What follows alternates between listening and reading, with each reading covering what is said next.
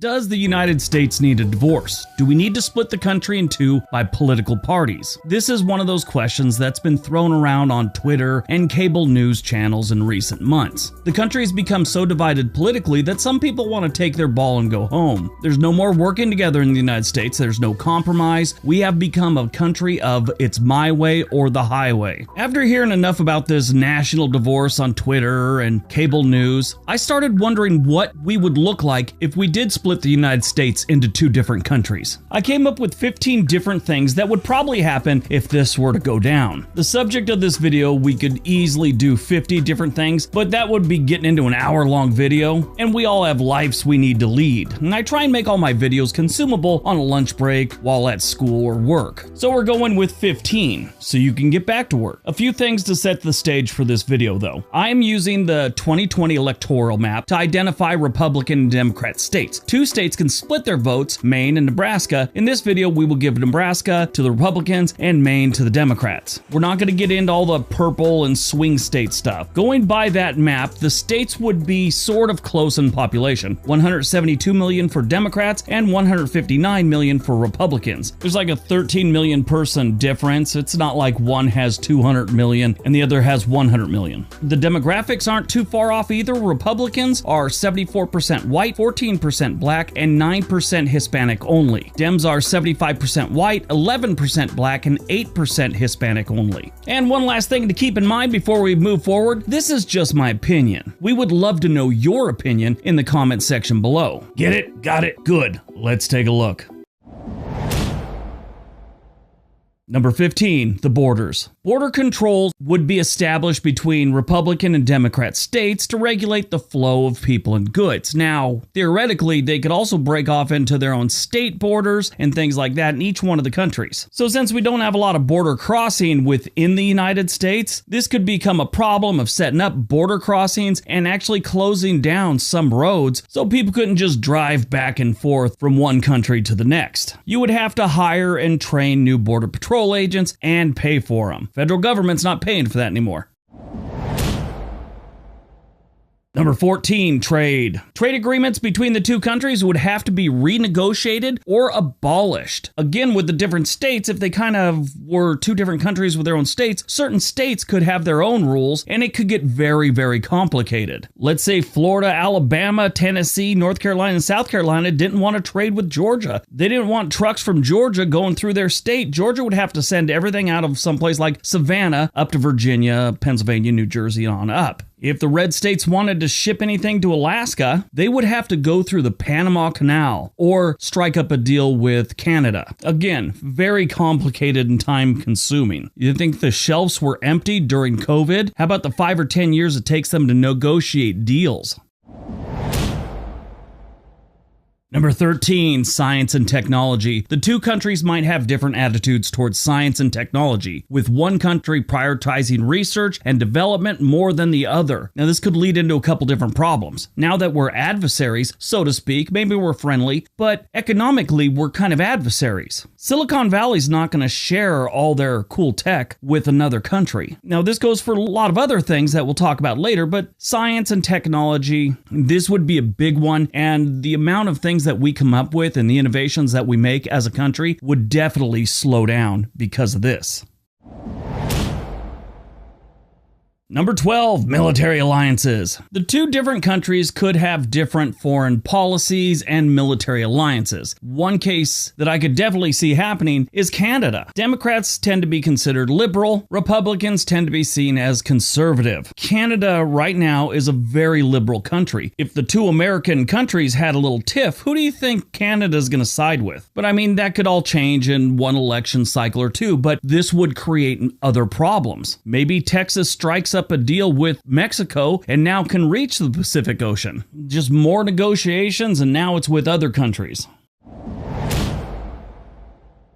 Number 11, cultural infighting. The political and social cultures of the two countries would likely grow further apart than they already are. Now, if you look at it one way, big deal. We're two different countries. Who cares? You do your thing over there in your blue country, and we'll do our thing over here in the red country. Now, there could be a whole bunch of different problems with this one. One that just came to mind, the Mormon missionaries. They like to go see their flock, or however they refer to themselves, out in California. I used to have some Mormon neighbors, and I'd see those kids go there, show up all the time. They'd have lunch with them, things like that. And I was talking to them one day. I said, what's the deal with that? And they like to just check up on you and make contact every now and then, and said, share a prayer. Well, what if the blue states decided they didn't want that anymore? Now you've got all these, let's say Mormons in this case, in California, Nevada, and Oregon, and they pulled the plug on the Mormon missionaries. Now, this could be done a lot of different ways, and there could be other religions involved, but that's just the one that came to mind.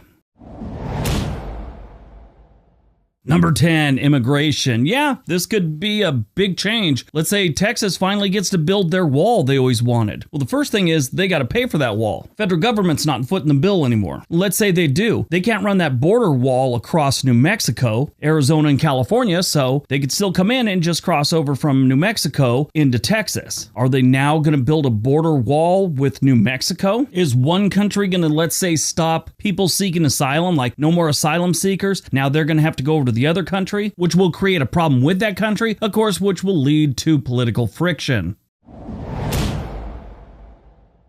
Number 9, travel requirements. Now think about it. You travel between two countries, there's a bit of a hassle there. Now we talked about the border patrol and all that stuff, but think of all the things you need to go through just to be able to go to another country, like getting a passport, getting a visa, and of course, like we mentioned before, border checkpoints. No longer will you just be able to grab the whole family, get on a flight in Los Angeles, head to Abilene for your Aunt Ruth's 82nd birthday. You got to make sure everyone's got a passport.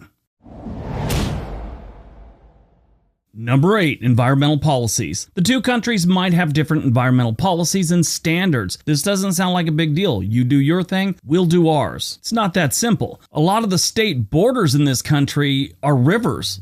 Let's say Illinois and Wisconsin are really concerned about what's being dumped in the Mississippi River. Well, Iowa and Missouri might not care. Now, there's scenarios like this that play out all around the United States right now. So if they did this, you're talking a lot of negotiations and a lot of compromises. And if you don't have negotiations and compromises, you're going to have more friction. Number 7, sports. Republicans and Democrat states might compete against each other in international sporting events like the Olympics. No longer will we have the dominance that we've had in most Olympic sports. We'd probably become two of the mediocre countries in the Olympics and, let's say, the Pan American Games. That's not as big a deal as a lot of the other ones on this one. I just thought it was interesting. Number 6, the dollar. The value of the dollar in each country might fluctuate differently based on the economic policies and international relations. Like the Olympics, we're not going to be the top tier anymore. The dollar or whatever currency these two countries used would definitely take a hit.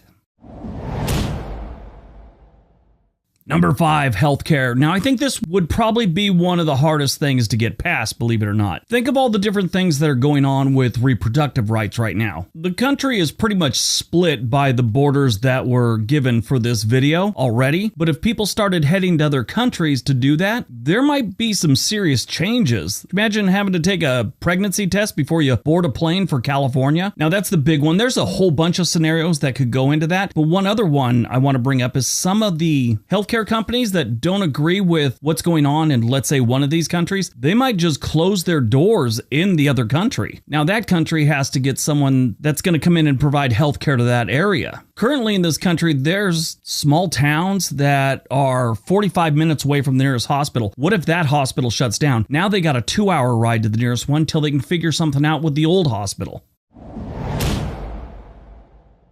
Number 4, education systems. This is another one that has the potential to get very sticky. For fiscal year 2023, the Department of Education had $102 billion that they distributed to all 50 states and territories for education. So where's that money coming from? This probably isn't a big deal in some place like Florida or Texas. They could afford that. They're not paying those taxes, the federal government. They can allocate some money for education to their state. But you've got a lot of states that don't have the budget for that type of stuff. Mississippi, Oklahoma, Alabama, probably Nevada. On top of that, there'll be new standards, different things will be taught. It'll be a mess. Not like our education system right now is anything short of a mess. It'll be more of a mess.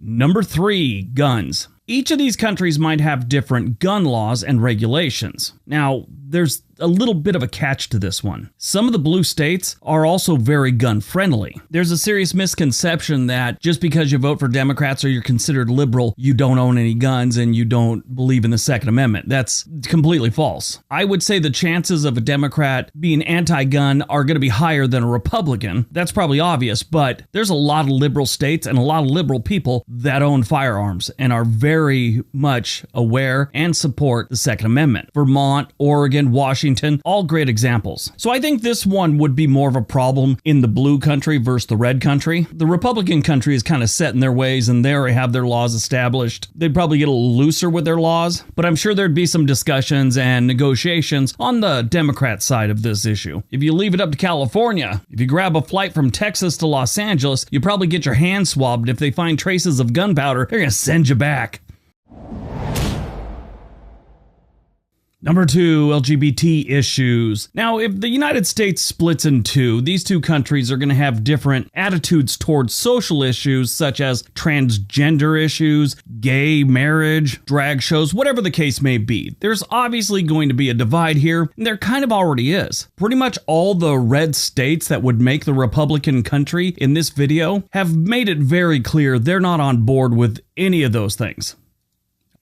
All right, before we get to number 1, if you're planning to move to another state, I don't know, let's say you're worried about this national divorce and you want to get to another state before things change, there's a link for Home and Money down below. They'll help you get in contact with a real estate agent in just about any market in the country. Their website has a whole bunch of other tools for buying a home. All right, on to number 1.